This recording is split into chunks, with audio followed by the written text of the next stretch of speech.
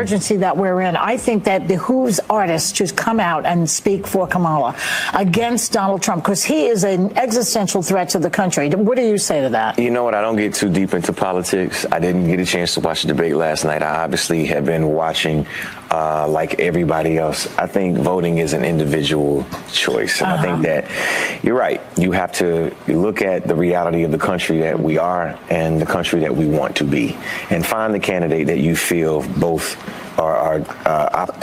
who fits the category of where we want to be. And that's it. And that's what you vote based off of, who you highlight and how you choose to highlight it on whatever platform you have is your prerogative. Yes. The question is, Patrick Bet-David is once again fed up with all the BS that's going on. This time he's going after Whoopi Goldberg, Joy Behar, and the rest of The View. They have been embarrassing themselves over and over again, and they do so once again. They've done this multiple times in the last couple of days. I covered it either in the video before this one or the video that I'm going to post after this one, where Chris Christie absolutely destroys Whoopi Goldberg and The View live. And now we also have Patrick Bet-David covering this episode where Usher destroys Whoopi Goldberg, Joy Behar, and The View live because they keep trying to pressure these people into endorsing Kamala Harris. It's so obvious, in my opinion, that these people are paid off by the Biden and Harris administration in order to promote them. It's so obvious. If they're not, they actually belong in an insane asylum. Like, they are so bought into this campaign when, if they're not being paid for it, I just can't imagine anybody being this hardcore for Trump, this hardcore for Biden, Kamala. I don't care who it is. They're everybody that comes on their show, they try to force them into endorsing Kamala Harris. They did it with Charlamagne the God. He shut them down. They did it with Chris Christie. He shut them down. And now they're doing it with Usher, and Patrick Bet-David shuts them down. Let's get into this clip here from the PBD Podcast and the Value Statement YouTube channel of Patrick Bet-David destroying Whoopi Goldberg, Joy Behar, and The View for this embarrassing Usher moment. Was going through it. And, go ahead, Rob.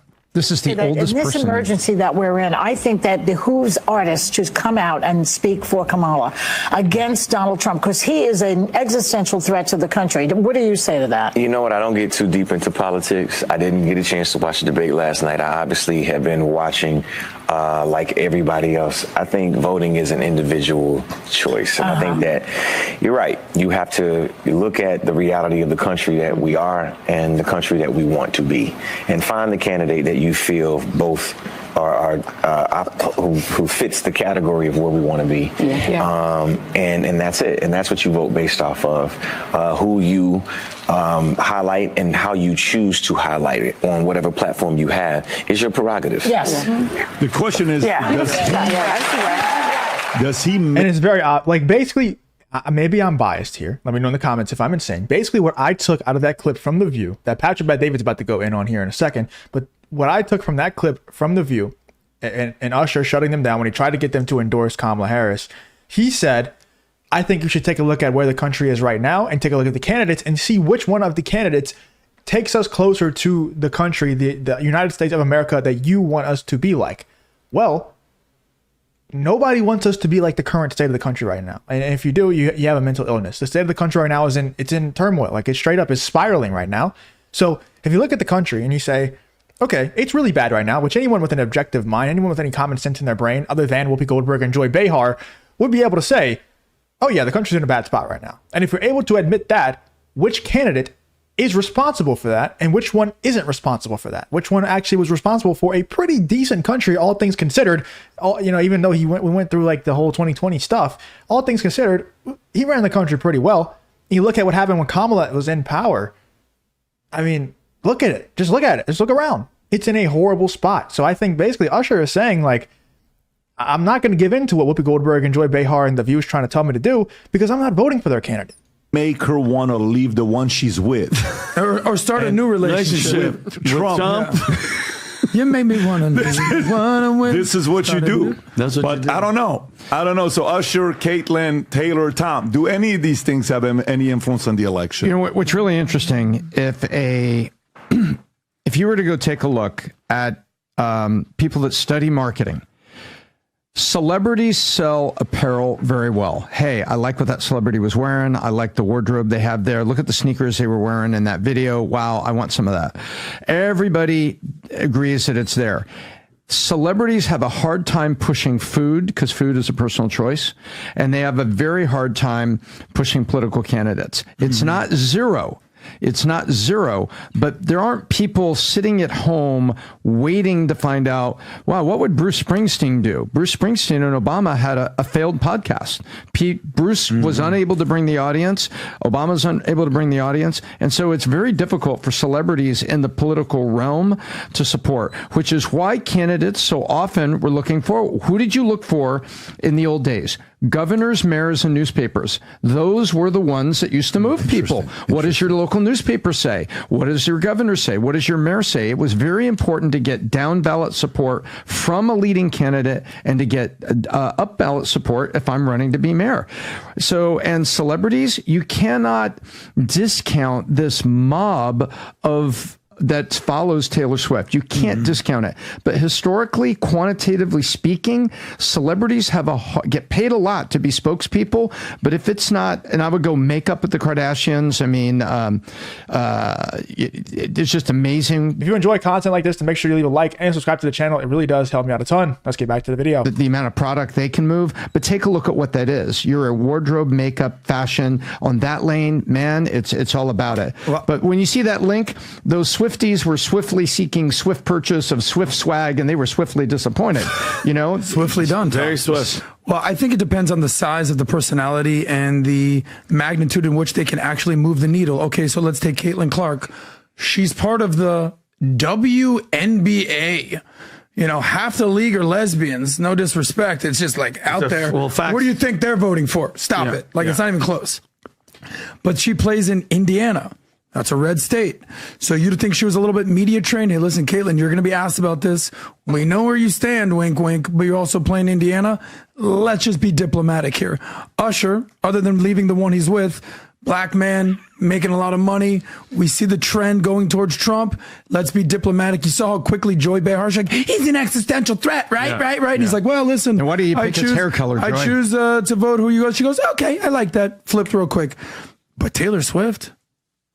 There's nobody comparable to her. Period. That can move the needle. Like, Trump generally needs to find a Kim Kardashian type to basically endorse him. Move the needle. Let me ask you a question. Can we just do some math? Rob, go to Instagram. Go again and pull up the number. What moved the needle? Like, we keep saying that. I get that, guys. But go to number 284. Let's do the number, guys. This is maybe the one of the worst, like Taylor Swift endorsement on Instagram. This may be one of the worst conversion rates in the history of mankind. How many people went and registered? 338,000. Let's do 338,000. They didn't register. Divided. That was the traffic to the site. The just registrations were never disclosed. So this is just traffic. It's not even an act. So how many of the 338 do you think voted? Well, nobody's registered. Yet. So 338 registered. Go to 338 divided by what?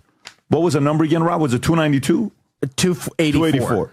284 million. You know what that is?